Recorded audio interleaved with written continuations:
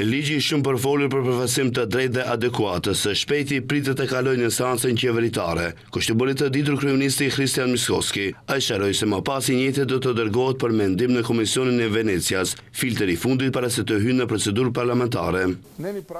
Gati është ligji për përfaqësim të drejtë. Pritet në seancat e radhës të qeverisë të kalojë, të informohet opinioni. Pastaj do ta çojmë në Komisionin e Venecias për mendim. Normalisht do të presim mendim nga Komisioni i Venecias dhe të shohim nëse kemi bërë diçka mirë, menjëherë e lëshojmë në procedurë parlamentare. Miskovski tha se ky ligj është bërë me shumë kujdes, duke konsultuar me shumë ekspert kushtetues, pasi siç tha i pari i qeverisë, ka parti politike që merren me nacionalizëm.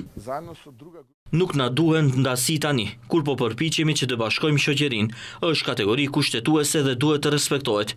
Njëjtë siç është kategori kushtetuese se gjuhë zyrtare është macionishtja dhe shkrimi qirilik, kurse bashkësitë që janë më tepër se 20% në këtë rast shqiptarët, në nivel qendror mund ta përdorin gjuhën shqipe si gjuhë të tyre, si gjuhë zyrtare.